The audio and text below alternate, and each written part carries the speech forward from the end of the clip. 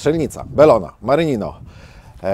Ze mną jest Wojtek Łacny, ksywa Łasuch, porucznik rezerwy, mam nadzieję, że OMC kapitan. Rezerwy aktywne. Rezerwy aktywne, tak, bo wróciłeś przecież, już jesteś aktywny. Przed nami leżą karabinki Faxon, o których dzisiaj będzie wideo, ale wideo będzie w zupełnie innym stylu niż te filmy, które znacie z naszego kanału. A dlaczego, to już się za chwilę dowiecie.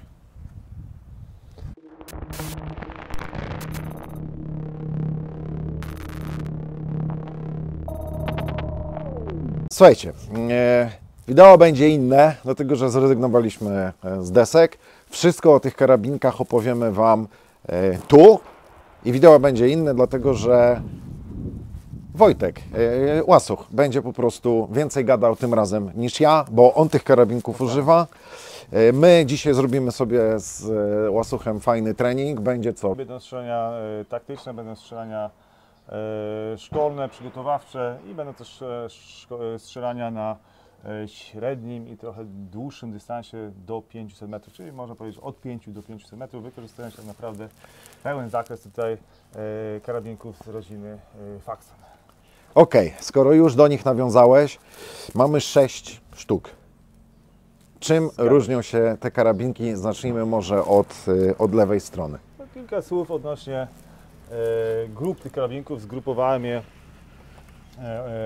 odnośnie zastosowania, odnośnie potencjalnych pól wykorzystania. Mamy tu karabinki o różnej długości 10,5 calowej do 16 calowej, ultralighty, wersję Combat i karabin Faxon Sentry. Może zacznijmy od tych ultralightów.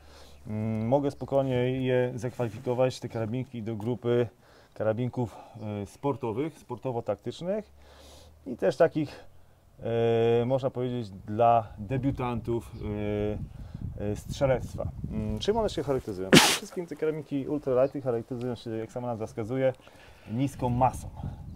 Masa tego karabinka, zarówno z krótką lufą 10,5 calową, jak i 14,5 calową lufą, jest bardzo zbliżona. Ona jest około 2,200. No i tam później te kilka gram możemy sobie gdzieś tam powalczyć, w zależności od jakie akcesoria tak naprawdę w danym karabinku zostały zastosowane, czyli bardzo, bardzo lekkie karabinki. No. Dobra, co mamy bazowo, jak kupimy takiego ultralighta, czym on się charakteryzuje? No to taki najbliżej bazowej wersji ultralighta to chyba jest ten karabinek 14,5 calowy. W tej bazie otrzymujemy przede wszystkim, i za co ja bardzo lubię karabin Faxon, firmę Faxon, otrzymujemy przede wszystkim dobre akcesoria, okay? do dobrych producentów. Czyli wiadomo, że karabin Faxon produkuje i lowery, uppery, lufy, ale dodatkowo otrzymujemy w tym zestawie fajne, dobre jakościowo akcesoria. Począwszy od chwytu tylniego, tutaj w tym przypadku firmy B5, poprzez kolbę taką minimalistyczną MFT i idąc dalej mamy tutaj dźwignię przeładowania bodajże Radiana i tej samej firmy obustronny selektor, czyli dźwignię selektora. Czyli to mamy w zestawie. To jest standard, tak? Tak, to jest standard. Okay?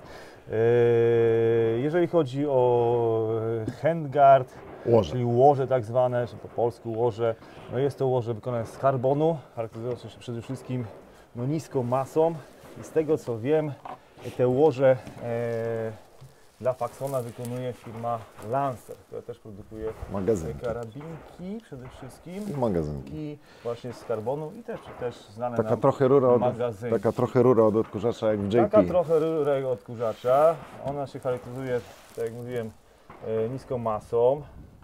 Ten sam handguard jest większej średnicy niż tutaj stosowane streamline, chyba tak się nazywają te handguardy w kombatach. No, ma to zapewnić przede wszystkim odpowiednią ochronę przed przegrzewaniem. Ciekawe jest to, że ono jest full M-lock. Tu nie ma żadnej szyny MIL-STD 1913. Zgadza się, że nie ma żadnej szyny, dlatego, bo priorytetem według mnie oczywiście producentem było zbicie masy, a każda szyna wykonana czy to z aluminium, czy z jakiegoś polimeru swoje waży. Okay? Oczywiście mamy sloty i możemy sobie zamontować różnego rodzaju no tak jak tutaj ten przycisk do latarki, czy ten pilot jest na szynie.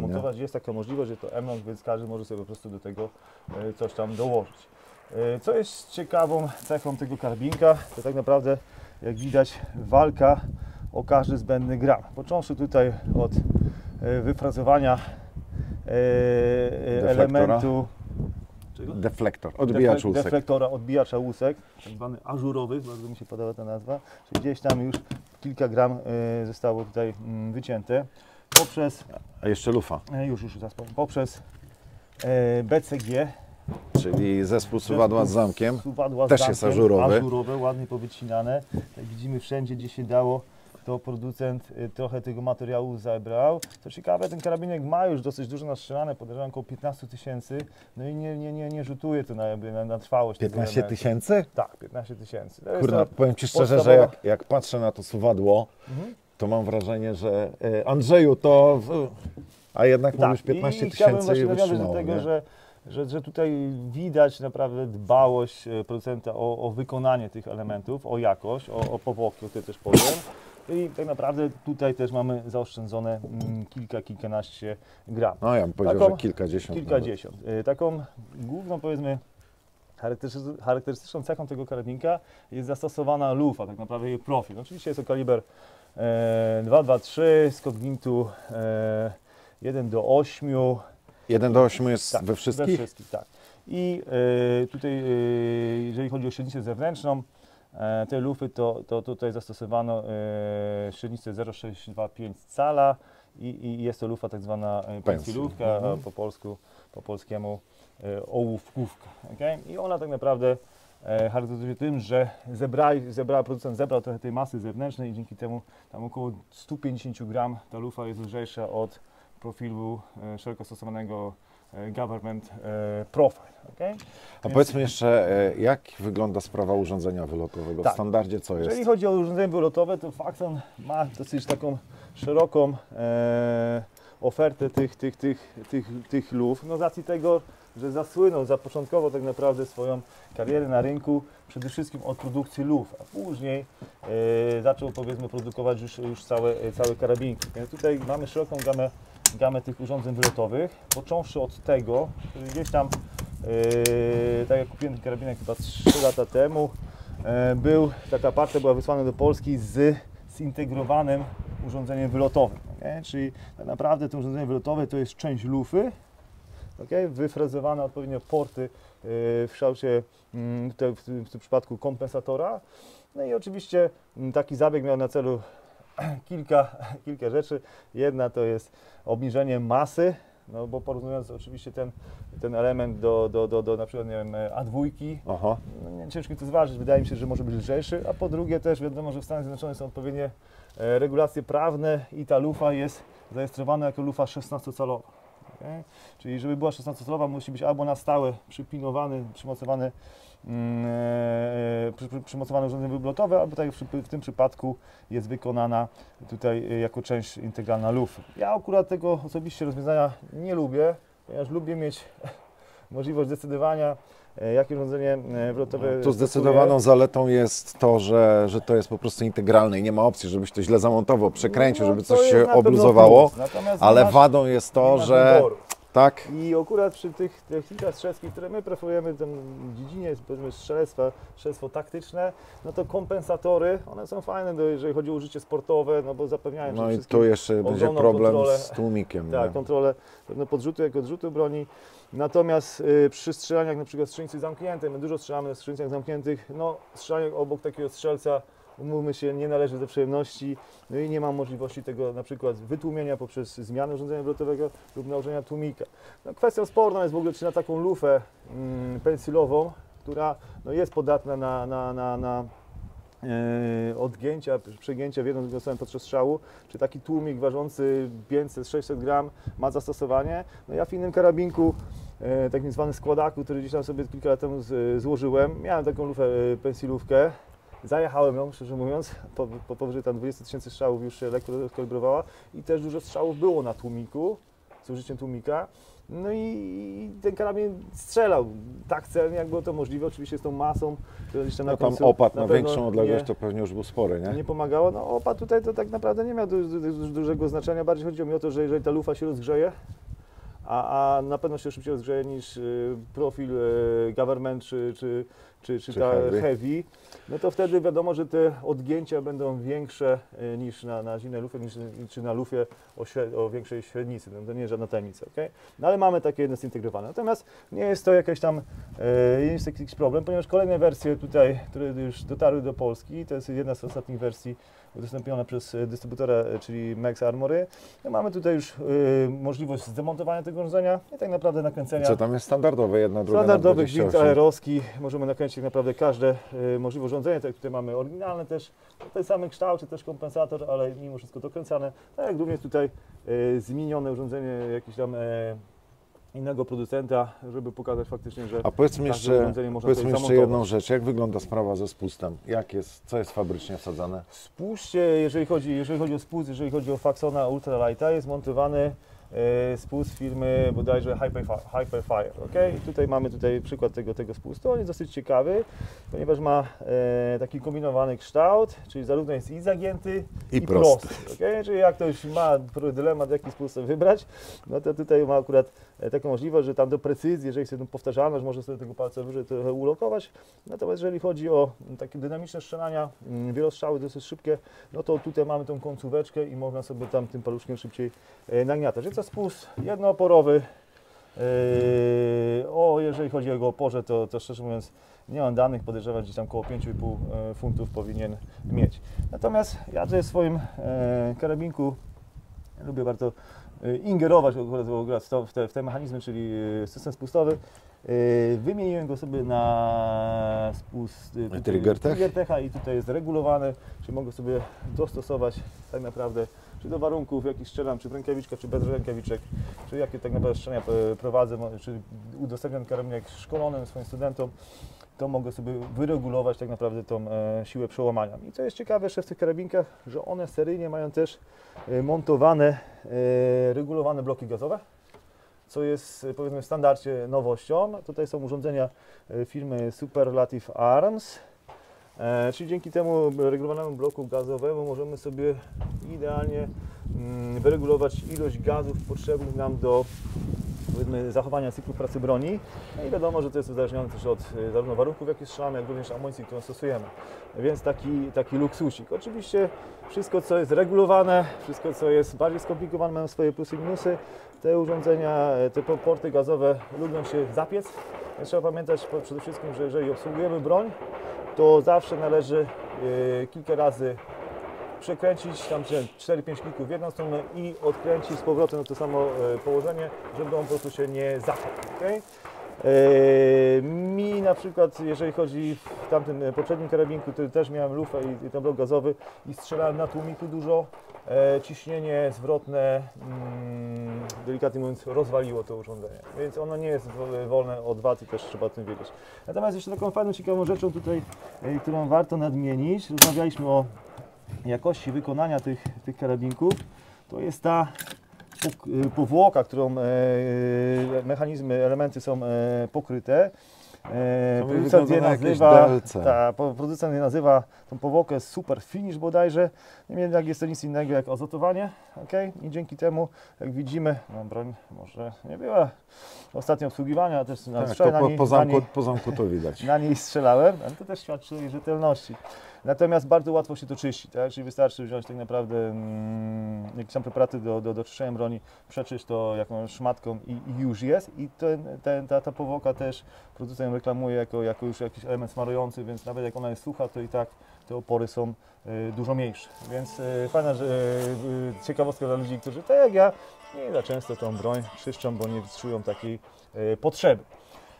Więc warto też to dodać. Jeżeli chodzi o dodatki, które mamy na tym karabinku, akurat to zamontowany jest celownik Holosun, powiększalnik trzykrotny Primary Arms. Lubię je, ponieważ charakteryzują się niską masą. Mamy chwyt przedni BCM-a, mamy magwell z TC Geara. O tym to Wam zrobimy osobny odcinek. I co mamy jeszcze? Latarkę Surefire. model M720 Vampir. Taka konfiguracja sportowa i pasek też dodatkowo nośny, tutaj w tym przypadku też TC od Gear. TC Gear też. Tak, też Wam się zrobimy znajduje. osobny film. Tak, to jeżeli chodzi taka krótka charakterystyka tutaj tego karabinka, tutaj mamy zamontowane przez Max Armory, to jest demówka od nich ze sklepu. Mamy celownik też Holosun na wysokim montażu Arisaka, do tego Vortex Micro trójka i na wysokim montażu Unity. Tak No i dźwignia przeładowania jest inna, nie? Dźwignia przeładowania jest inna, szczerze mówiąc. Wentylowana. Jaki to jest producent, musiałbym sprawdzić. Nie jest to mój karabinek, niemniej jednak też jest obustronna i to jest też w zestawie bardzo fajnie, że tak naprawdę ten karabinek jest seryjnie ambi, czyli obu strony możemy sobie, czy zarówno lewo i praworęcznie też już z niego korzystać, nie trzeba dokładać tak naprawdę na niego, jeżeli go wyciągamy z boksa, zbyt dużo pieniędzy, on jest gotowy do użycia.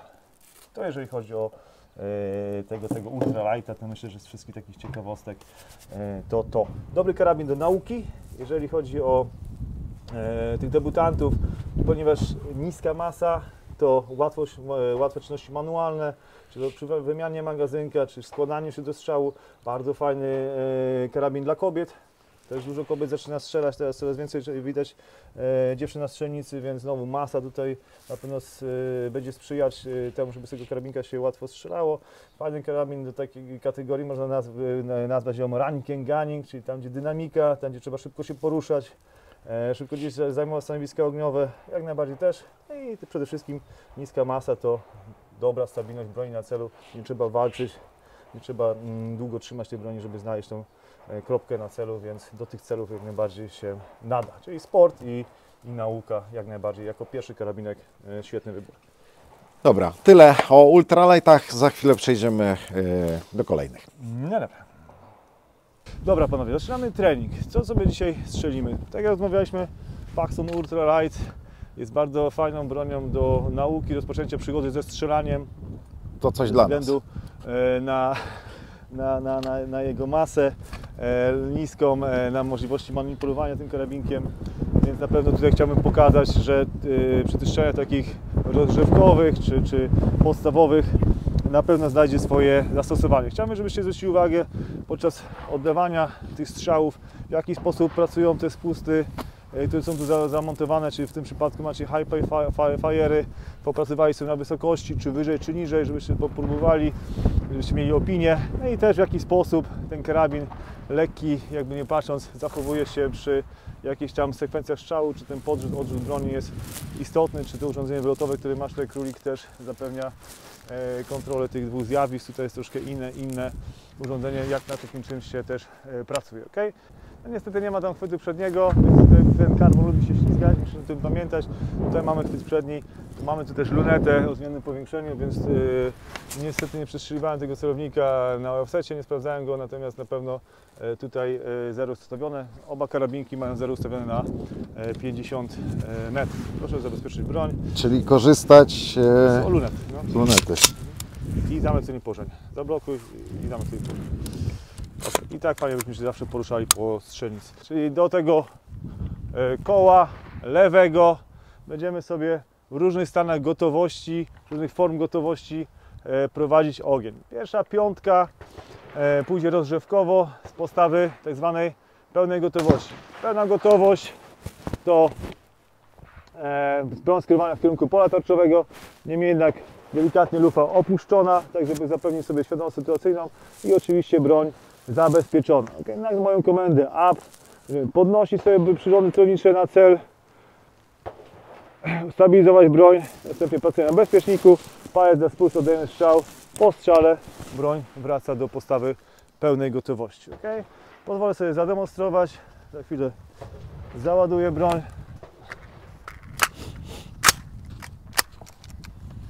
Okay. Ustawiam w pełnej gotowości i na moją komendę up. Znajdujemy sobie cel, oddajemy jeden strzał, zabezpieczamy broń, broń wraca z powrotem. Up i broń wraca z powrotem. Okay. Rozgrzewamy się, strzelamy sobie 4 razy na moją komendę. Ostatni raz strzelimy sobie na timer, każdemu podam czas. Okay. Sprawdźcie sobie offsety, wiadomo, tutaj jest wysoki montaż, jak to się mniej więcej tam lokuje. Panowie, ładujemy broń.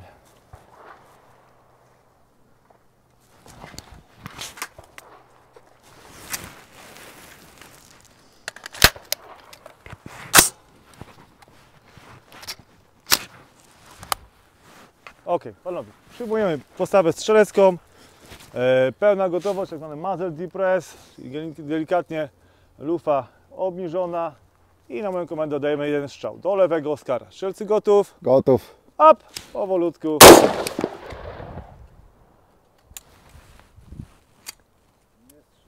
No, a bezpiecznik był? No, spróbuj jeszcze raz. Up. Umówmy się, że to wina broni, nie strzelca, tak? Ok, gotowi? Up. Gotowi? Up. Wyżej troszkę lufa, królik. Gotowi? Up. Ok, i teraz indywidualnie każdemu zmierzę czas z pełnej gotowości. Zobaczycie sobie, jaki ten czas będzie. Ok? Jeszcze jest gotowy? I twój czas to 0,73 sekundy. Bardzo fajnie. Gotowy? Gotowy. I czas 0,91. Dobra, przejdziemy do kolejnej formy gotowości, czyli formy gotowości tak zwanej wysokiej. Okay? Forma gotowości wysokiej, tak zwanej po amerykańsku short barrel, krótka lufa, czyli skracamy sobie gabaryt poprzez rotację broni i ułożenie kolby na ramieniu. Dzięki temu mamy możliwość podejścia bliżej do punktu wejścia, dynamiczne poruszanie się z zachowaniem świadomości sytuacyjnej. Okay? Na moją komendę up będziecie wchodzić sobie w cel, oddawać jeden strzał, zabezpieczać broń i wracać. I powolutku się rozkręcamy i jak Wam wychodzi, to coraz szybciej te strzały będziemy oddawać. Okay? I ostatni strzał finalnie też sobie zmierzymy, jaka różnica w tej prędkości oddania tego strzału z tej formy gotowości wysokiej. Ten sam cel. Łokcie do siebie, kolba na ramieniu, łokcie do siebie. Dokładnie, dokładnie. I z niej nie strzelamy, jest to forma przenoszenia broni. Okay? Gotowi? Gotowi. Up. I zabezpieczamy, broń wraca. Up. I broń wraca.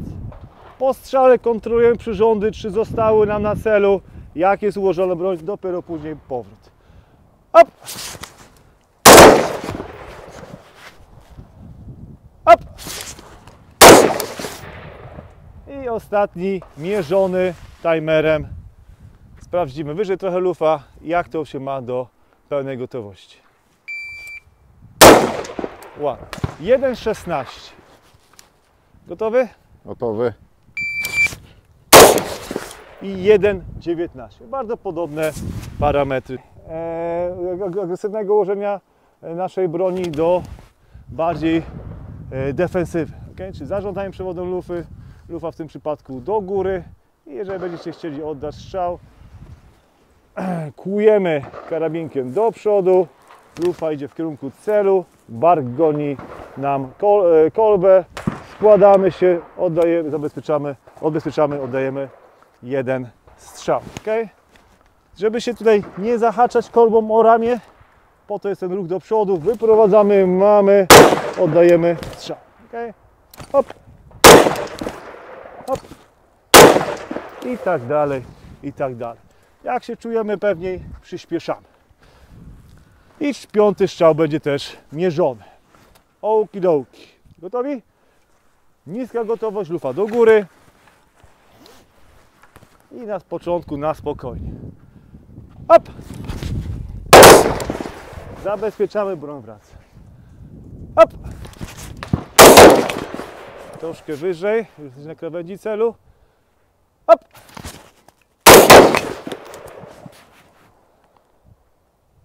Staraj się, królik, tą klamkę w ten sposób trzymać, nie tu blisko, żebyś się nie zahaczył gdzieś tą monetą, żebyś się nie uderzył, żeby mieć jak No bo największą ja tak bardziej świadomością kompres high sytuacyjną. ready. No, kompres high ready to trochę zasłania później na świadomość sytuacyjną, ale wiadomo, up to you. Gotowy? Up! Szabrak bęk.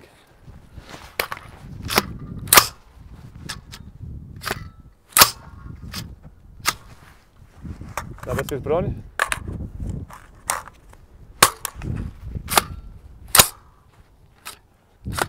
Jest amunicja? Czy nie? Jest, coś z magazynkiem jest. Magazynek fragałtowski. Nie, stanagowski.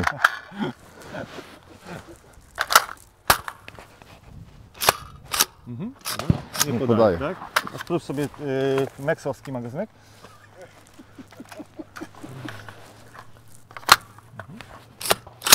Podał. Ok? Dobra. To był który? Czwarty? Ja mam jeszcze Ok, dwa. dobra, no to jeszcze raz. Strzelimy sobie bez czasu, gotowi?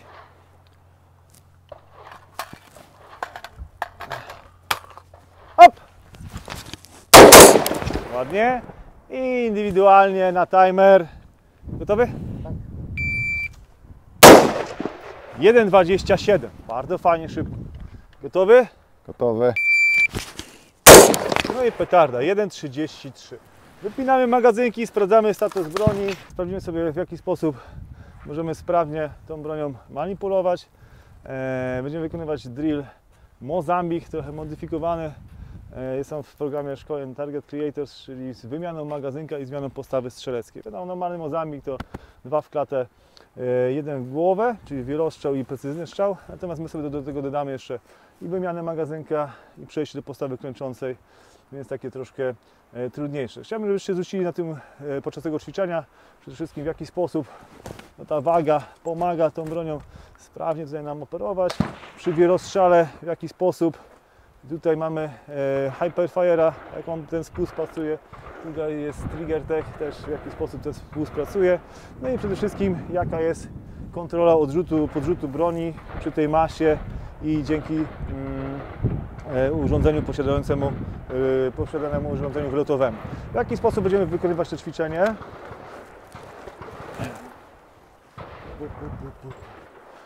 Ładujemy 2 sztuki. Okay.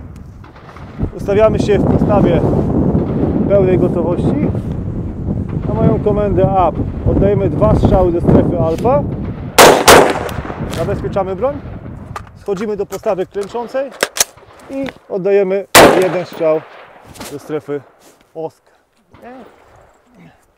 Czyli 2 i 1.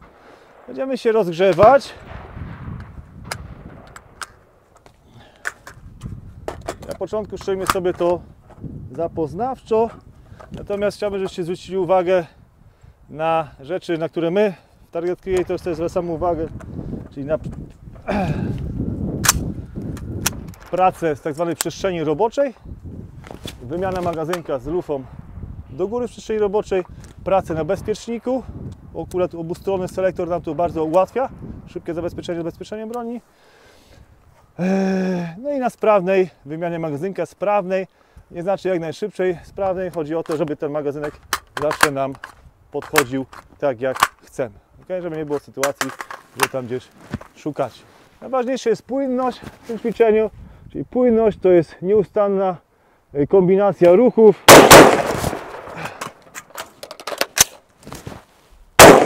Okay? Tak, żeby to po prostu fajnie, płynnie wyglądało. Czas, jaki chcielibyśmy to zamknąć, to ćwiczenie, to jest do 5,5 sekundy. To jest taki czas bardzo, powiedzmy, zadowalający. Można zrobić to szybciej, około 5 sekund, 4,5 mogę zademonstrować.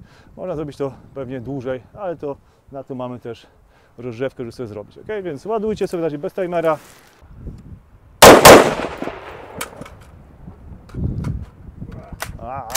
Lubię to onomatopeję. I chciałbym zwrócić uwagę, że przy wymianie magazynka broń nie była zabezpieczona. Okay? Czyli pracujemy na bezpieczniku. Dobra, jeszcze raz panowie, przeładujcie się. Up!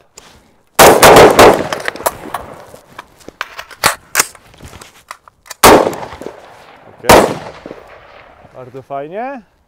I jeszcze raz podnosimy magazynki i staramy się to zapiąć w te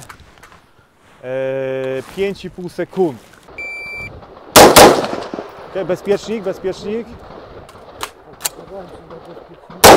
Ok, teraz tak, pierwszy strzał to sekunda, split miałeś na 0,20, czyli dublet szybki, wymiana trwała 5 sekund, okay? Czyli total 6,28. Wymiana troszkę można tutaj przyspieszyć. Ultralighty były, a teraz mamy dwa następne. To są jakie? To są Faxony Combat. Faxon Combat. Tak ten karabin się nazywa marketingowo. No i czym on się różni, jeżeli chodzi o te nasze ultralight? No już trochę mamy inne elementy zastosowane w tym karabinku. Począwszy od kolby, tutaj zarówno w jednym, jak i w drugim mamy kolbę B5, bardzo fajną, te kolby bardzo lubię, one są takie i dosyć lekkie, ale też zapewniają dobre touch points, jeżeli chodzi o tutaj punkt kontaktu policzka z kolbą. No to jest taka trochę sopmondowska. Tak, taki trochę sobą, dokładnie, zgadza się. Bardzo fajny kształt. No, nie ma ten karabin już takich ażurowych wycięć. Mamy tutaj tradycyjne BCG bez nacięć, czyli tak naprawdę narzutujące na jego trwałość, chociaż tak jak wspomnieliśmy wcześniej, ta nie jest wcale no, 15 tysięcy robi wrażenie. Niska. Ta sama powłoka super finish, czyli znowu możemy ją łatwo czyścić, łatwo w obsłudze i też dobre powiedzmy smarowanie tarczy tych części podzespołów. Inna lufa.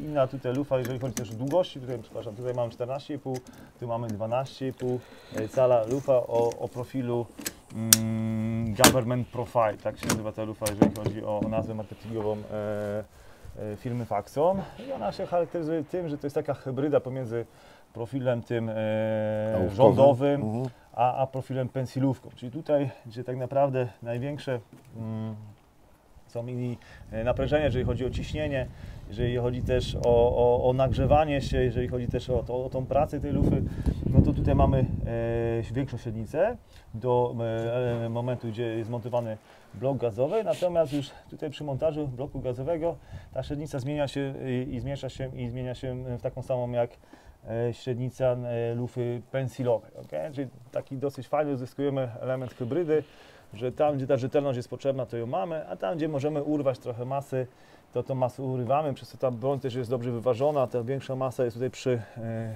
komorze zamkowej, a na końcu tam ta końcóweczka jest trochę lżejsza. Ten sam skok gwintu, jeżeli chodzi, czyli 1,8.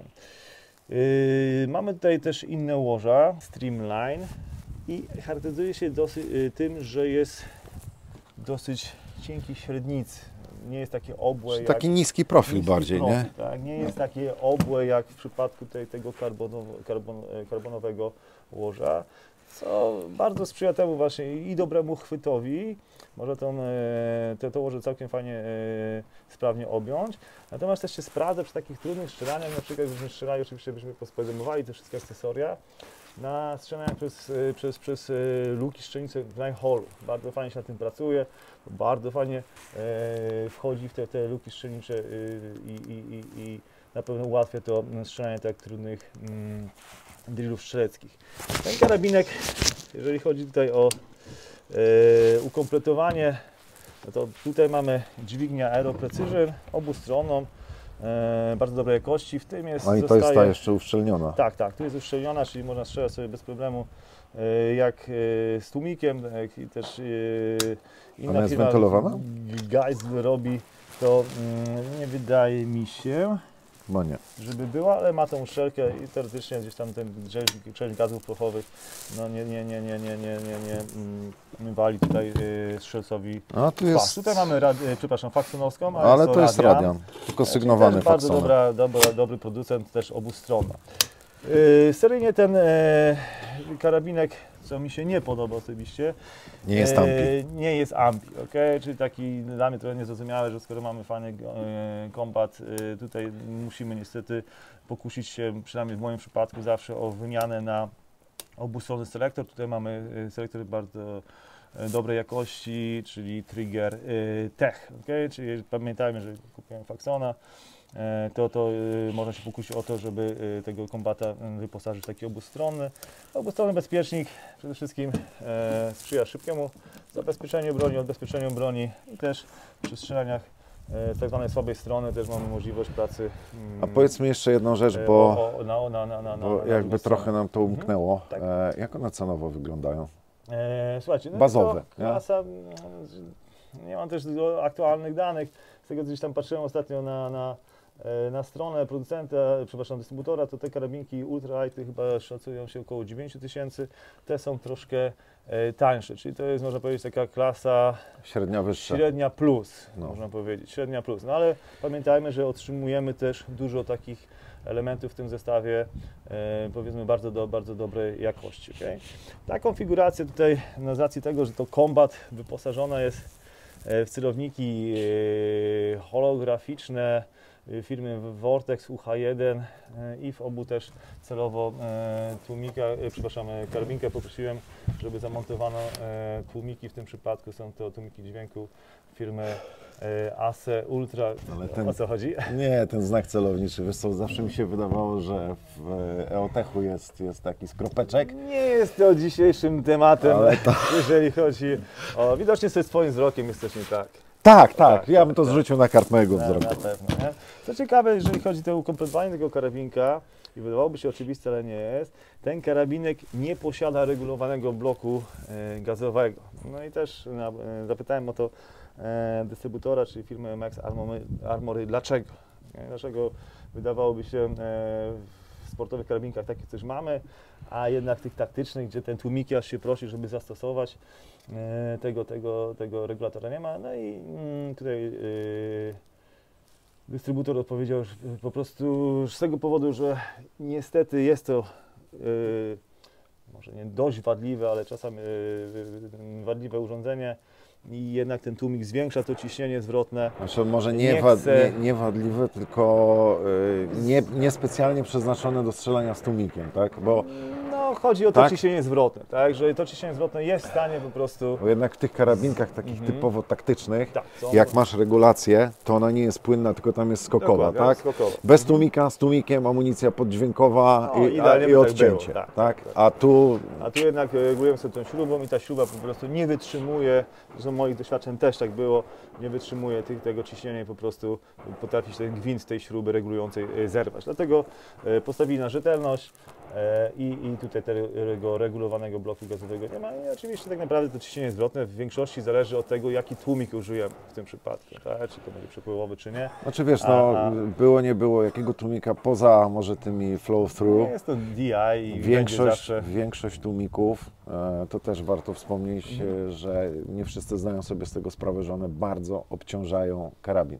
To nie jest tylko to, że ci gazy walą w twarz, tylko po prostu karabin dostaje bardzo mocno w tyłek, dostaje lufa, dostaje zespół ruchomy. Ciśnienie, które gdzieś tam musi się znaleźć, ujście i nie idzie wszystko do przodu, czy większość tak naprawdę, duża część tych gazów wraca przez tą rurkę i te elementy też eksploatują.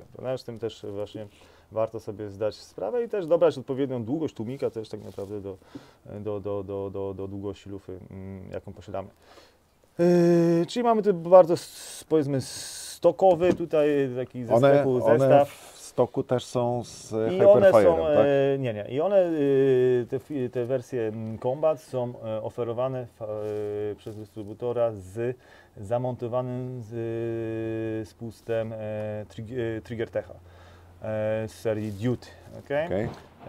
W tym przypadku są to tak zwane flat triggery, czyli o płaskim Czyli kształcie. ten spust mają w Tak, standardzie. wszystkie kombaty mają w standardzie ten spust. Ten spust się charakteryzuje tym, że ma fajną charakterystykę pracy. Tutaj jest 5,5 funtów oporu i ma mocną sprężynę powrotną, czyli mamy bardzo taki szybki reset wyczuwalny, zarówno jeżeli chodzi o tutaj sam ten element pierwszy, tutaj jest to spust dwuoporowy, czyli możemy sobie wyczuć tą ścianę i dopiero później ją przełamać, natomiast w momencie przeładowania broni, ta sprężyna mocniejsza, ona nam będzie ten palec delikatnie pchać do przodu, więc można te wielostrzały tak dosyć szybciej, pewniej oddawać. Tak? No, jest to taki taki fajny spust do tej broni, powiedzmy o charakterze taktycznym. Nie jest tak wcale łatwo tą ścianę też przełamać, czyli też bezpieczeństwo przy szybkich, dynamicznych strzelaniach, czy na przykład strzelania w trudnych warunkach, w zimie, w rękawiczkach, tam gdzie to czucie na tym spuście przede wszystkim no wiadomo, że się trochę zmniejsza. Łoże jest sztywno spasowane, jest to też tutaj ich system montowania, nie ma tu żadnych luzów, a jeżeli chodzi o luzy lower, upper, no to tak tradycyjnie powiedzmy jak w większości karabinków AR-15, no nie są one ani za duże, ani za małe. No, taki średniak. Taki średniak. Taki średniak. Taki średniak. Nie jest to na pewno odczuwalne. Okay? Tak jak mówiłem, konfiguracja bardzo podobna na tłumikach, na celownikach holograficznych, żeby podkreślić właśnie ten charakter tutaj tego kombata. Tutaj mamy na podwyższeniu, na szyny podwyższające, tutaj jest standardowa wysokość. No i tak mówiłem, lufa Gunner Profile. To są te główne różnice, jeżeli chodzi o ultralight. Okej, czyli został nam jeszcze jeden. Omawiamy, tak? No to chłodnie się troszkę zrobiło, trzeba się troszkę rozgrzać. Zrobiłem sobie takiego fajnego drilla, mającego na celu sprawdzenie, w jaki sposób ten karabin zapewni nam tą mobilność i szybkość poruszania się pomiędzy stanowiskami strzeleckimi. Też tutaj będzie wymiana magazynka, więc od razu też dynamika, w jaki sposób manewrowanie tą lekką bronią będzie wpływało na szybką zmianę tego magazynka. No oczywiście też sprawdzimy sobie celność na dystansach od 100 metrów do powiedzmy tam plus minus 50. Okay? Na czym będzie polegało to zadanie ogniowe? Startujemy sobie z czerwonego pachołka. Okay? Czerwone pachołki określają nam też postawę strzelecką, czyli czerwone to postawa stojąca, zielone to postawa leżąca, a niebieski to postawa klęcząca. Okay? Zaczynamy zawsze drill z tego miejsca i tutaj kończymy. Okay? Na sygnał timera z odległości 100 metrów biegiem udajemy się na niebieski pachołek. Tam przyjmujemy postawę klęczącą i oddajemy 2 strzały. Okay? Jeżeli trafimy 2 strzały, czyli 2 celne strzały jest gong, gong, hit, hit. Jeżeli nie, to miss, miss. Po tych 2 strzałach, jeżeli są missy, to musimy za to zapłacić. Okay? Czyli interesuje nas szybkie strzelanie, ale niekoniecznie szybkie, ale celne strzelanie. Okay? Karą za każdego missa to jest 2 przysiady. Okay? 2 przysiady, czyli staramy się wolniej strzelać, a celniej, no bo przecież po co te nogi tak strasznie tutaj męczyć, okay? Czyli biegniemy stąd, tam postawa klęcząca dowolna, czy to z użyciem postawa klęcząca niska, z użyciem podpórki kolana, łokcia, czy też wysokiej up to you. Następnie po 2 strzałach, załóżmy trafionych, zawsze zabezpieczamy broń, lufa do góry, orientacja, udajemy się tutaj na odległość plus minus 90 metrów, zajmujemy postawę leżącą, zabezpieczamy broń, oddajemy 2 strzały. Jeżeli trafiliśmy, podnosimy się, biegniemy, jeżeli nie, broń zabezpieczona i tyle co trzeba, znowu przysiady. Lecimy tam, lecimy na leżącą, potem z powrotem na klęczącą, z klęczącej na czerwony, czerwona to stojąca, tam 2 strzały, zabezpieczamy broń, następnie wracamy na niebieski, czyli na klęczącą, 2 strzały, udajemy się na czerwony, 2 strzały, wracamy na niebieski, 2 strzały, udajemy się na zielony, 2 strzały, na niebieski, 2 strzały i finalnie lądujemy tu. Ostatnie 2. I tu jest bonus. Pogubiłem. Czerwona, ja zawsze wszystko pokażę. Czerwona to stójka. I teraz mamy bonus. Albo możemy 4 przysiady, albo każdy hit kasuje nam czas o 10 sekund. Okay? Więc tutaj poświęcamy sobie czas. I jeszcze raz, żeby było prościej, przebiegniemy sobie to ze mną. Ok? Chodź, zapraszam. Czyli running and gunning. Jest super. Nie, jest super. Zobaczymy jak będzie po drillu. Ale tak bardzo samo przekrojowy, różne postawy strzeleckie, szybkość wejścia w stanowisko, planowanie, myślenie praca na spuście. i praca na spuście, bo później nogi bolą. No właśnie, coś za to. Ok, to strzelec gotów? Poszło. Lecimy na klęczący.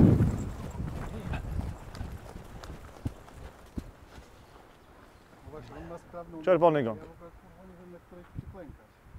Hit! Hit! Zabezpiecz broń. Wracamy na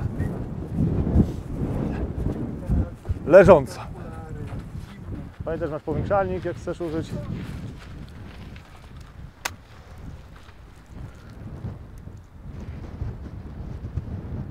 Hit! Hit! Biegniemy na niebieski. Miały 32 sekundy. Klęcząca. Hit! Hit! Na stojącą. Na stojącą. Stabilność. Łapiemy. Hit! Hit! Zabezpiecz broń z powrotem na klęczącą.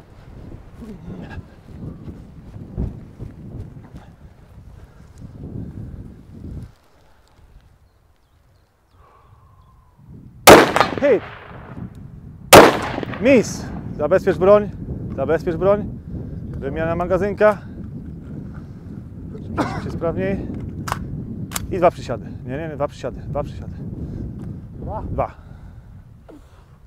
I na stójkę. Biegniemy, tak.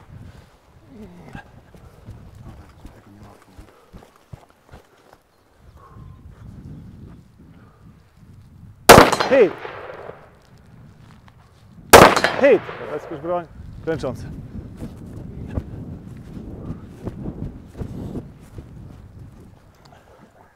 Klęcząca.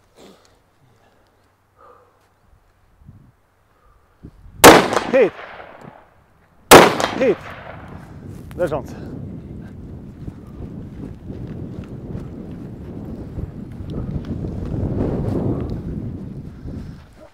Powiększalnik. Hop.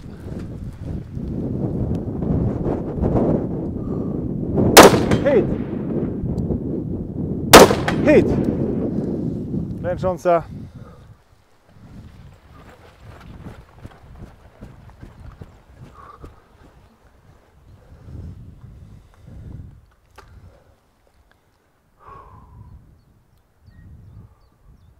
Hit! Hit! I na setkę. Dawaj, przyspiesz! Uwaga, tu będzie z tego dystansu strzelane. I 2 celne strzały. Albo utniesz, albo nie utniesz. Hop. Bezpiecznik. Hit! Hit! Super! 187 minus 20, 167 sekund. Przeżyłeś? Sprawdź broń. Bardzo fajnie. 167 sekund Maciek. Trochę mi tylko trzeba oddychać. Teraz sobie strzelimy drugie ćwiczenie ogniowe, mające na celu sprawdzić przydatność tego karabinka w dalszych dystansach. To jest odległość plus minus 300 metrów do 50 metrów. Okay? Sprawdzimy sobie celność tego karabinka, Wasze umiejętności prowadzenia ognia na tym dystansie. Nie ma tam powiększalników, trzeba się trochę postarać.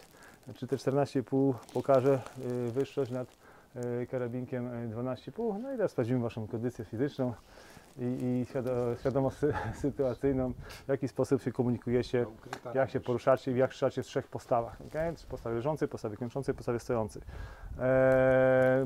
Tor jest tak ułożony, że też reguluje go rozstawienie tych pachołków w kolorach zielony, niebieski i czerwony. I tak jak podobnie jak ostatnio, strzelamy tylko i wyłącznie z pachołków, czyli biegniemy, szukamy swojego stanowiska ogniowego, tam się zatrzymujemy, patrzymy jaki kolor i z takiej postawy strzeleckiej strzelamy.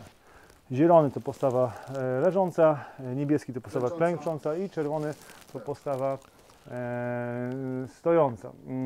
Rozpoczynamy z jednej linii i kończymy też na jednej linii. Jak to będzie wyglądało? Będziecie się startować z linii otwarcia ognia, tam przyjmujemy postawę leżącą, następnie skokami od lewego zaczynając komunikacja, wykonujemy manewr do przodu, drugi ubezpiecza. Naszym celem jest z każdego stanowiska ogniowego trafić cel 2 razy. Słowo trafić jest kluczowe, nie strzelić. Okay?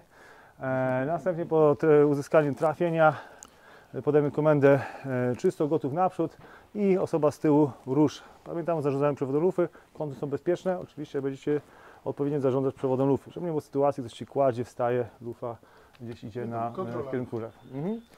Następnie osoba będąca z tyłu zajmuje kolejne stanowisko strzeleckie, oczywiście dostosowane do koloru pachołka, zalega, oddaje 2 celne strzały, czysto, gotów, ruszaj naprzód. Skaczemy tak do przodu, Następnie będą postawy klęczące bliżej, postawy stojące bliżej. Tam już będzie wyczerpanie trochę, tam już ta masa karabinka będzie też nam dawać we znaki, wiadomo, tłumik. I następnie ostatnia linia jest oznaczona 2 pachołkami czerwonymi i tam robimy tak zwaną linię, czyli ta osoba, która dobiegnie pierwsza do 2 pachołków czerwonych, robi tam linię i ubezpiecza na postawie stojącej. Okay? Druga osoba dobiega do linii, też oddaje 2 strzały celne i z linii dokonujecie strzelania w ruch, czyli komenda naprzód ruszaj i w ruchu prowadzicie ogień do celu, aż do kolejnych pachołków. I zobaczymy też, jak to strzelanie w ruchu wychodzi na tym zmęczeniu, na tej konfiguracji. Przede wszystkim zdrowy rozsądek, przestrzeganie warunków bezpieczeństwa. Nie jestem pewien, nie strzelam, widzę, co się dzieje, co mnie niepokoi, no to przerywam strzelanie. Oczywiście jestem z Wami cały czas i nadzoruję przede wszystkim bezpieczeństwo wykonywania tych czynności, a także staram się mówić, czy był hit, czy miss. Mamy na to ćwiczenie aż 50 sztuk. Okay? Więc proponuję najpierw, żebyśmy się udali na ten dystans startowy, tam sprawdzili sobie 0, czy to 0, które wczoraj ja robiłem, jest dla Was dobrym zerem. 0 jest na 50 metrów, więc trzeba będzie na początku dać trochę poprawki do góry i następnie już przejdziemy do ćwiczenia. Sprzęt, full gear, czyli kamizelka, hełmy, pas strzelecki, ochroniki oczu, uszu, rękawiczki, tak jak do działania. Okay? No to co, ładujemy 20-30 i lecimy z tematem. Dobra panowie, zaczniemy sobie stąd, ok? Czyli stajemy, ustawiamy się w postawie stojącej. Majki, mam prośbę, przynieście ten jeden pachołek.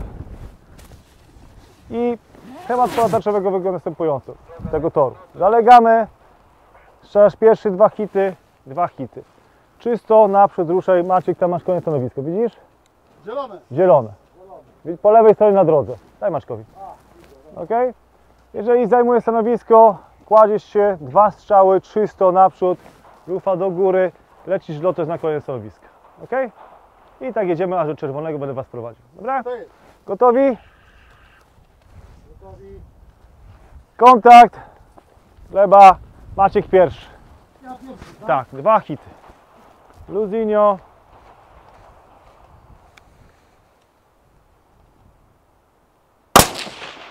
Hit. Hit. Dawaj lotos. Miss.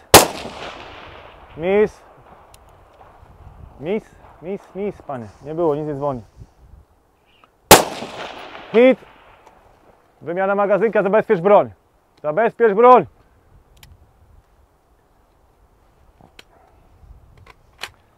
I jeszcze jeden hit.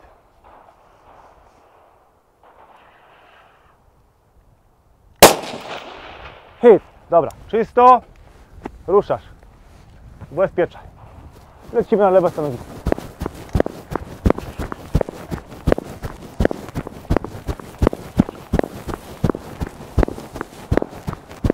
Leżąca. I 2 hity.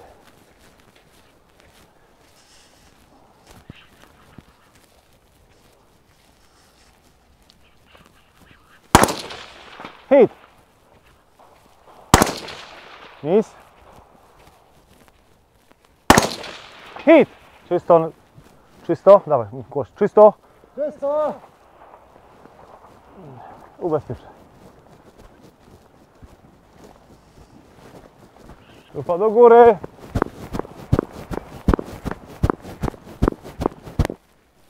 Zalegamy.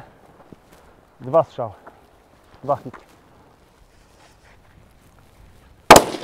Hit! Hit! Czysto. Dawaj głośno. Dawaj głośno. Komunikacja! Dawaj! Czysto. Ruszaj.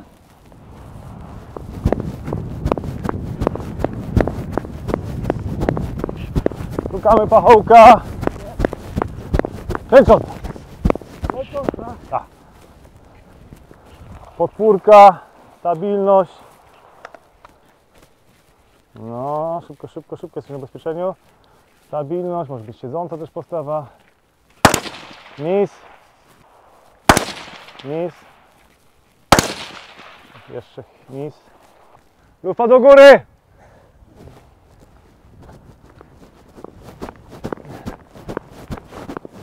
Biegnij żołnierz, biegnij! I to samo, proponuję siedzącą, stabilniejsza. Siedząca lub kręcząca, punkt podporu.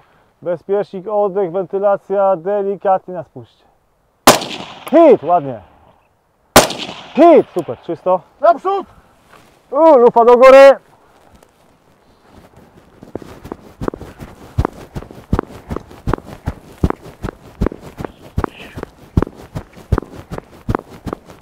Taka jest kręcząca, normalna.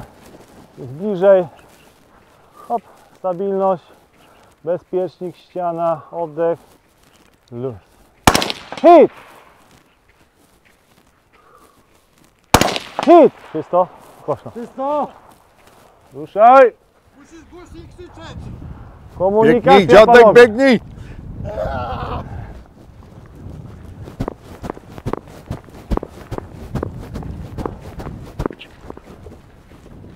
Klęcząca.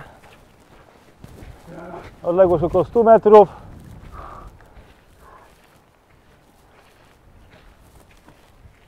Hit! Hit! Czysto. Naprzód! Ubezpieczaj.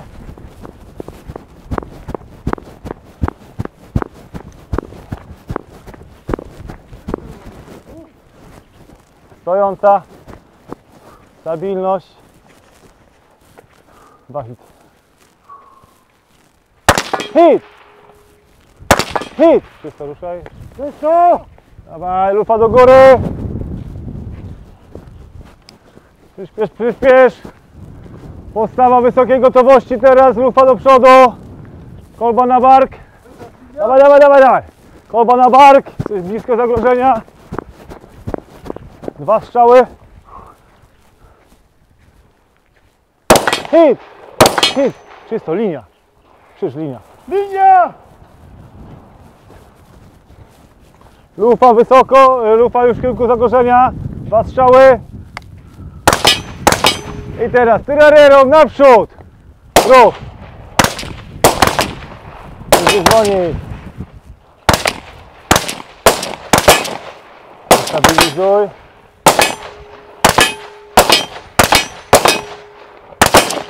Dobra, linia. Linia, przerwij, przerwij. Rozładuj broń. Ostatni, największy. Najdłuższy. Mamy najdłuższego teraz. Mamy najdłuższego. Jeżeli chodzi o ten model, jest to karabin Faxon Sentry. Tak naprawdę on był szybciej wprowadzony dużo niż Combat i różni się generalnie tym od tego naszego Combata, że ma lufę 16-calową. O tym samym profilu Government Profile, czyli tutaj mamy troszkę grubej, na końcu troszkę mniejszą tą średnicę. Dlaczego takiego karabinka ja używam? To jest akurat mój prywatny karabinek. No, stosuję go przede wszystkim w strzelaniach zarówno w średnim dystansie, w middle range'u, jak również do strzelań taktycznych, gdzie powiedzmy tematem przewodnim jest zielona taktyka. Jest to taki karabinek Czyli stworzony. to jest ten pod fast and accurate. To jest pod fast and accurate, a z racji, że jest go jeszcze też pomowany na zielono, to można powiedzieć, że też pod nasze szkolenia glintakowe. No, on jest zrobiony w konfiguracji karabinka RIS, gdzieś tam w tym się gdzieś fajnie odnajduje, czyli ta lufa 16-calowa. Luneta, biegówka, o to wszystko za chwilę opowiem. Więc na pewno tutaj ten karabinek można sobie w tych dziedzinach, w tych tematach wykorzystywać. Pamiętajmy, że jest to lufa o hybrydowym profilu i z pewnością ona nie zapewni nam takich parametrów jak lufy wyczynowe, precyzyjne, o większej średnicy zewnętrznej. Natomiast z racji tego, że jest to hybrydówka, ona też jest lekka. I właśnie przy tych naszych szkoleniach Fast and Accurate można właśnie dzięki temu karabinkowi powiedzieć, że jedno to jest celne strzelanie, oczywiście statyczne z postawy leżącej, a drugie to jest mimo wszystko zajęcie tego stanowiska i oddanie szybkiego celnego strzału i następnie zawinięcie się z tego stanowiska, czyli taki bardziej trochę strzelania, można powiedzieć, o charakterze taktycznym.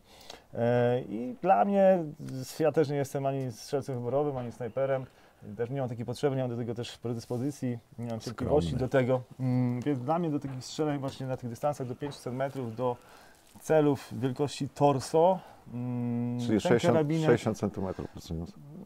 Tak, do tych stref ten karabinek spokojnie mi wystarcza. No i to dzisiaj też zaprezentujemy. Mam nadzieję, że te gongi na tych dystansach będą dzwonić. To jest mój karabinek Oczywiście troszkę go ukompletowałem, doposażyłem w inne elementy. On fabrycznie wychodzi z kolbą B5, jest, tak jak mówiłem, bardzo fajna. No niemniej jednak tutaj, jeżeli chodzi o precyzję, dałem troszkę cięższą kolbę, zastosowałem tutaj kolbę magpulowską z dodatkową blokadą, usztywnieniem, troszkę większym podpoliczkiem. Po prostu wygodniej mi się na tej kolbie strzela, no niemniej jednak jest troszkę cięższa. Tutaj mamy zamontowany taki element testowy z TC Geara, tak zwany Fast Stop Stock. Dzięki temu możemy szybko sobie wracać do różnych naszych nastaw kolby. Okay? Dzięki temu możemy sobie ją regulować, czyli rozciągać i skracać. To jest prototyp, on będzie troszkę inaczej zamontowany. Jesteśmy w fazie teraz testu dla TC Geara.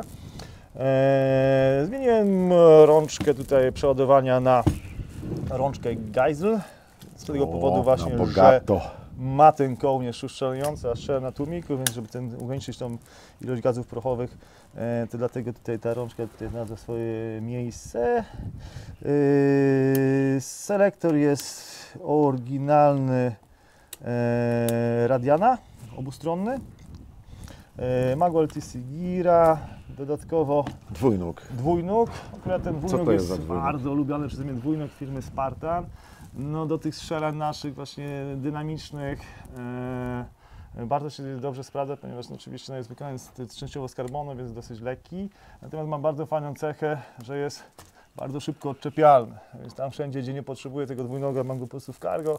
Tam, gdzie go potrzebuję, to go zakładam i już go mam. Mogę to nosić go z przodu, jak również mogę przenosić go w takiej pozycji, co akurat do tyłu też jest bardzo praktyczne, ponieważ jest to od razu ten hand stop, więc nie blokuje mi tutaj ręki, jeżeli chcę szybko sobie gdzieś tam tą postawę strzelecką przyjąć stojącą czy klęczącą. Tak samo sprawdza się dobrze na holach. Łoże jest z tej samej średnicy co w kombacie, więc też to fajnie wszystko wchodzi w te luki szczelnicze. No, muszę powiedzieć, że bardzo lubię ten dwójnog. Nie jest on tani, ale naprawdę warty swoich pieniędzy. Natomiast urządzenie wylotowe to bardzo minimalistyczne. Moderator dźwięku firmy PWS. On się charakteryzuje tym, że jest bardzo lekki. Masa jego to jest bodajże około 250 gram. Porównując na przykład do ASE Ultra, no to mówmy się, że ta masa końcowa tutaj na końcu przewodu lufy no jest znacząca.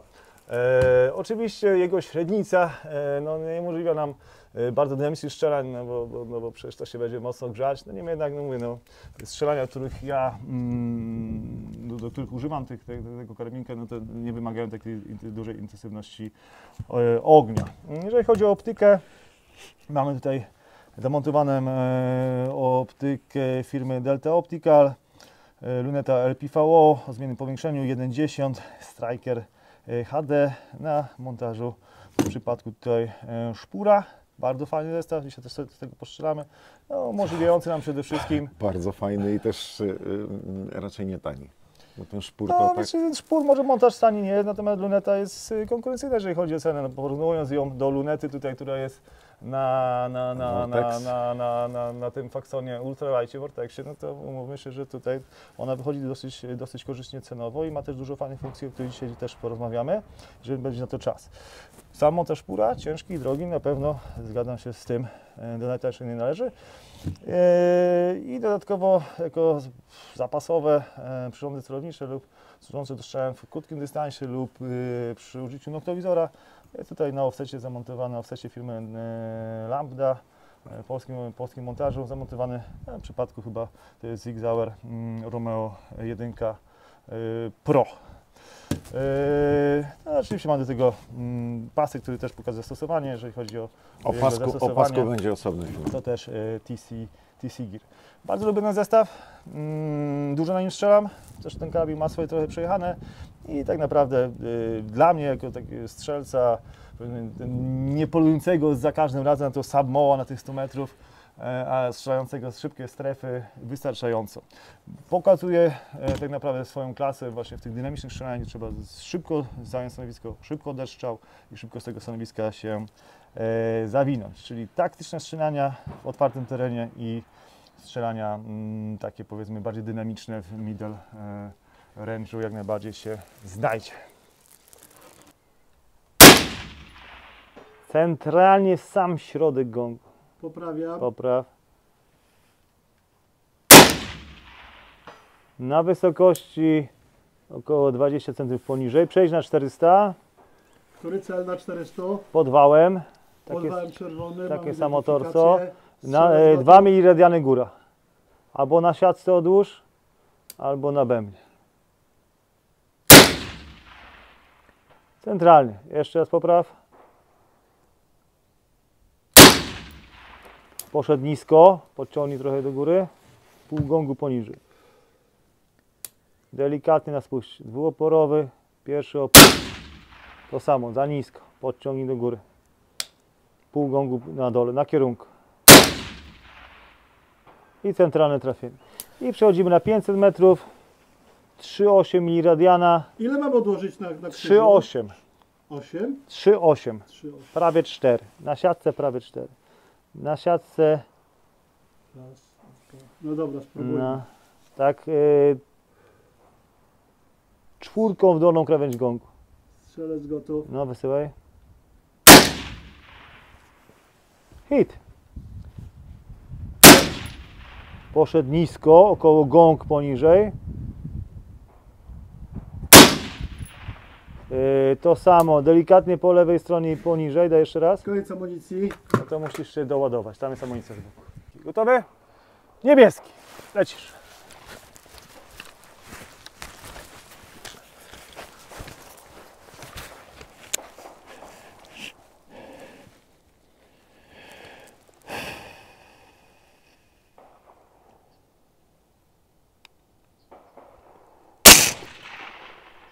Hit. Zabezpiecz broń. A, po jednym. Zielony. Orientacja, gdzie jest zielony, zwijamy. Hop, przejście. Lufa do góry. Na zielony. Postawa leżąca. Tak, tylko... O, Dokładnie. Albo nowy sprzęt. Szukamy najpierw celu, kierunek, identyfikacja, poprawka strzał. Hit. Zwijamy. Czerwony. Orientacja, lufa do góry. Przemieszczamy się. Postawa leżąca. I cel na dystansie 500.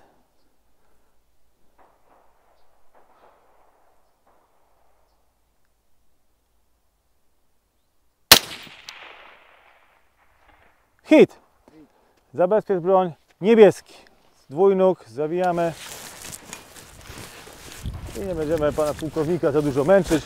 Jeszcze tą czwórkę strzel i będzie git.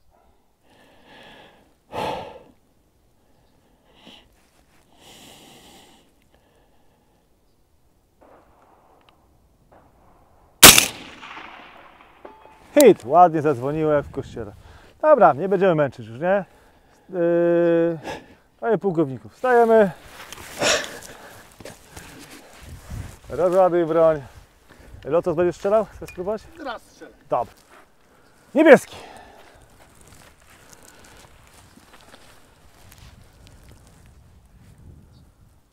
Który cel? No na 400 metrach. Kolory. Pamiętamy.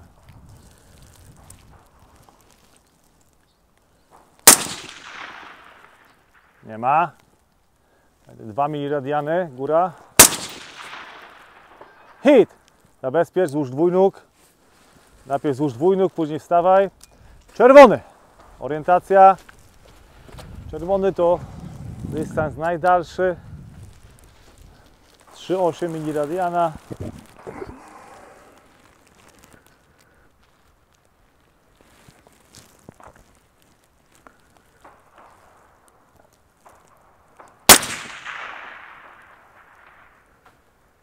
Popraw, nie słyszałem. Spotter jak tam? Nie widzę, gdzie on jest. Chyba zadzwoni teraz. Tak. Co? Zadzwonił. No tak, tak. Trafienie. Zabezpiecz broń. Złóż dwójnóg. Nie, zielony, lufa do góry.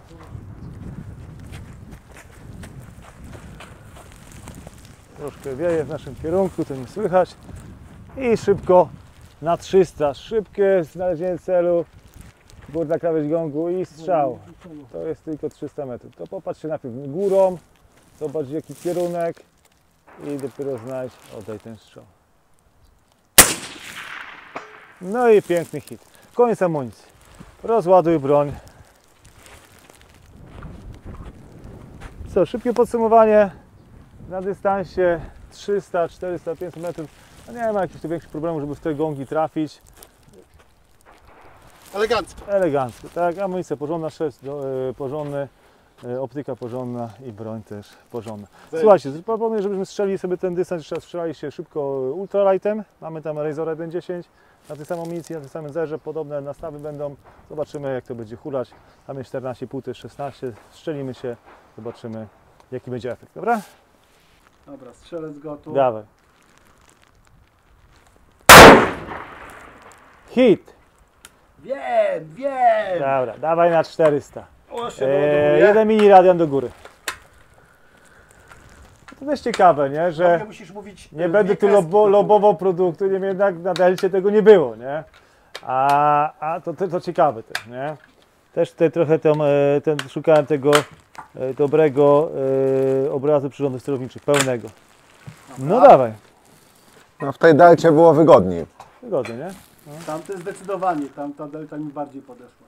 Bo w ogóle się złożyłem, od razu widziałem wszystko, a tutaj jest jakiś... Też kwestia montażu lunety, odległości od oka, nie? No wiesz co, ja tutaj mam problem, chciałbym mieć wyższą bakę na przykład. No, to za takie rzeczy trzeba dopłacić. Dobra, No nie. 400 metrów. Strzelec gotów. Obserwator gotów. Poszło pół gongu po lewo na wysokości.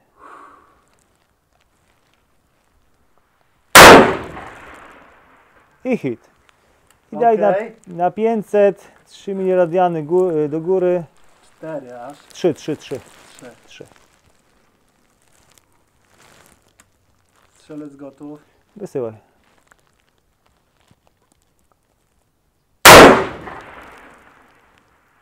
Hit! Woo! Może już skończmy na tym wyniku, czy jeszcze raz? Poprawię. Potwierdź, tylko nie zawiedź mnie.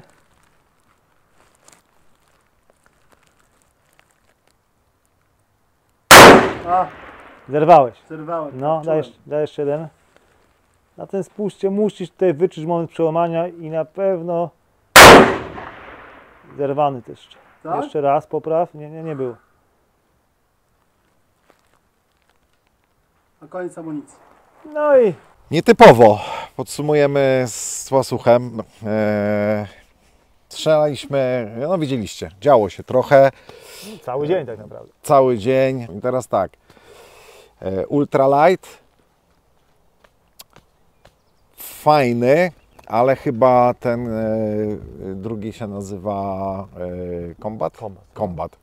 Chyba ten Combat jest bardziej uniwersalny. Ten Ultralight jest bardzo mocno ukierunkowany sportowo.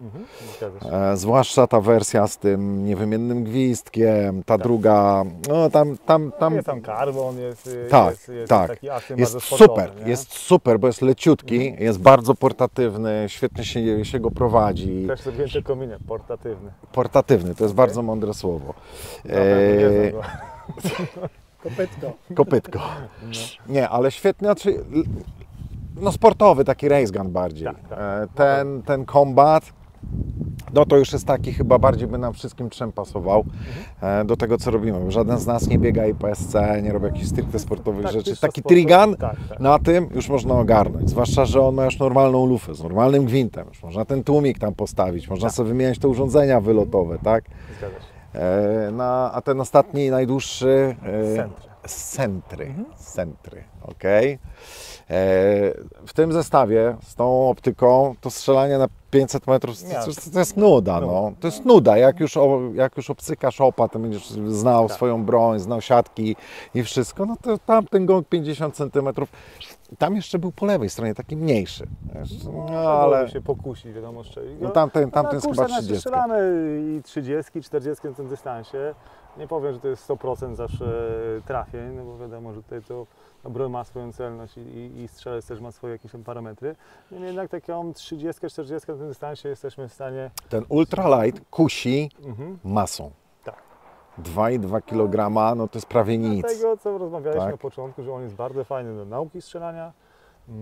Tam, gdzie że chcemy minimalizować wszystkie te czynniki, które będą przeszkadzać tym, bo ta masa zbyt dużo przeszkadza. No i też, jeżeli ktoś lubi ten running, gunning, tak jak chłopaki się ganiali, no to brak tej masy... No dobra, a u Was w tych zespołach TC to tak. używają Ja tych używam ultralightów? ultralightów w procesie nauczania. I to jest najbardziej eksploatowany karabin u mnie, ponieważ ja mam dużo klientów, którzy chcą się nauczyć strzelać, no i ja im daję narzędzie najprostsze do strzelania. Tak? Strzelamy na krótkich dystansach, strzelamy 5, 10, 15, 25 metrów. Czynności manualne, szkolenie trwa około 4 godzin. Jak ktoś nie jest sprawny, fizycznie zaprawiony, to nie czarujmy że też po tym czasie no niestety jest obciążenie mięśni, więc to pomaga wytrzymać ten trening. Nie? Tak jak mówiłem, mocno eksploatowany, nieczęsto czyszczony, działa, strzela. No i jak pokazaliśmy tutaj też na końcu i potrafi 500 metrów też strzelić.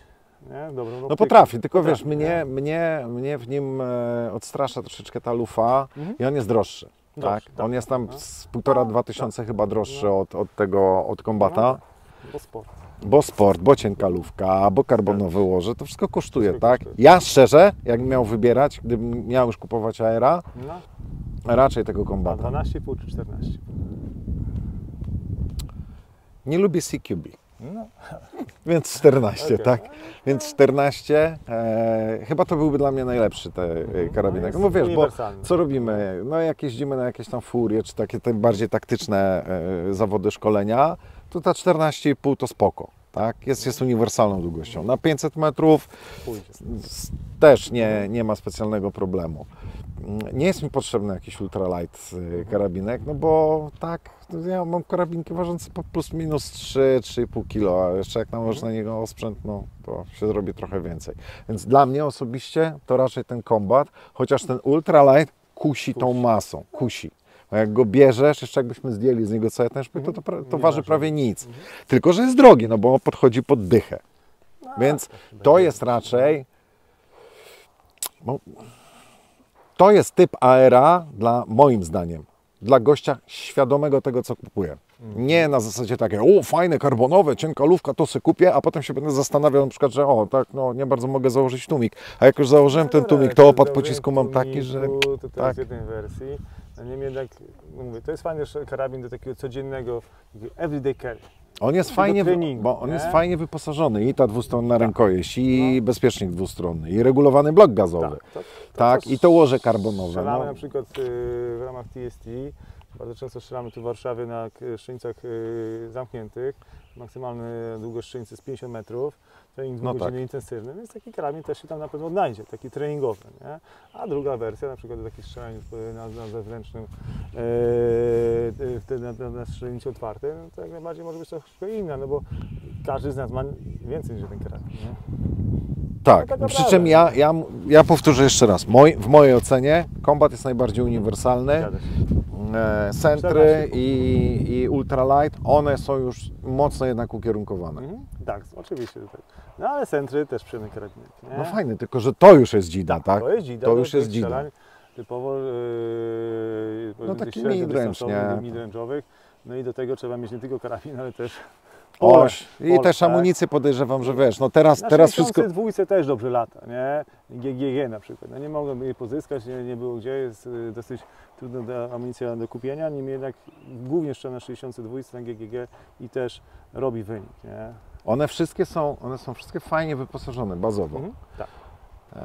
Mają przyzwoite spusty, mają fajne ten furniture, kolby, chwyty, łoża mają fajne. No to jest kwestia wyboru do tego, do czego Ci ten karabinek jest potrzebny. Jeżeli chcesz, powtórzę to po raz kolejny, jeżeli chcesz szeroko, to kombat. Jak idziesz w stronę sportu, to zdecydowanie ten ultralight, bo dla tych sportowców no to jest ważne, tak? Tam wszystko idzie. To, pamiętasz loty, jak żeśmy strzelali kiedyś z tego JP z tą kolbą stałą, z neoprenem. On nie miał nic, on nawet kurzoklapki nie miał. Tam było zdjęte wszystko, co się dało, żeby tylko zbić masę, no. Zgadza się. No, natomiast plusem tych karabinków jest to, że działają w różnych warunkach. Ja mogę śmiało powiedzieć, że strzelam na tych karabinkach parę lat i w zimie, i w lecie, i tutaj szczególnie na Maryninie, gdzie no, warunki no, nie są łatwe. Nie? Ten piach daje się we znaki i naprawdę działają. Nie? Czyli to spasowanie... No i tak jak żeśmy je rozkładali, jak... No dzieje się tam, nie? No dzieje się, te zamki, bo na suwadle to tam palcem przetarłeś, ale to nie wiem, za- czy to było widać na zbliżeniach. Na zamku Jest tam trochę. to już zgadza jest się. grubo, Ale to są tam już też jest testy, grubo. też Ale mówią działa, o tym, no, że nie jest działa. to broń wyszlifowana, wypicowana pod dzisiejszy program, tylko po prostu rzutkowana. Ile mówisz na 15 No, 15 tysięcy? tysięcy na ten ultralight na pewno ma. Na pewno ma. Lufę, którą skończyłem wcześniej, w innym karabinku miała spokojnie 20 tysięcy wytrzymała. No nie jest też tak mało, to jest taki standard powiedzmy, nie? Na karabinek. Znaczy Faxony generalnie mają dobrą opinię, bo tak czy jak no. tam z Krocem, z Marcinem rozmawiam, to on je chwali. No generalnie nie widać narzekań na te Faxony. Nie, To, nie. tylko z drugiej strony próg wejścia to jest prawie 8 koła w nie. No tak, no ale to zaczyna się od 6, no budżetowe karabinki teraz kosztują 6 tysięcy. No nie, no tam za 3,5 kupisz Chińczyka, No to z AliExpressu kupisz za 2000. za 4 tam plus minus jest ten MU15, Zgadza się, no. potem następny level to już jest tam 5,5, No, czyli tak, ta i potem już idzie. klasa średnia plus. O, średnia. Tak, zdecydowanie, średnia No, plus. no to co, ja bym chciał podziękować za To ja zaproszenie. Tobie dziękuję bardzo Było za super miło, fajnie, dostarczenie przyjemnie. wszystkiego. Musimy się częściej spotykać. Zapraszam. Znaczy my to się będziemy częściej spotykać tak. w ramach operacji Szpej, a Ale ten, na strzelnicy jak najbardziej. a na strzelnicy no nie mamy daleko Nie w sumie. mamy. Super. Dzięki Ci. Na razie. Dziękujemy Wam za oglądanie. Dziękujemy patronom, dziękujemy widzom za lajkowanie, klikanie i tak dalej, i tak dalej. No i cóż, do zobaczenia w następnym filmie. Pozdrawiamy.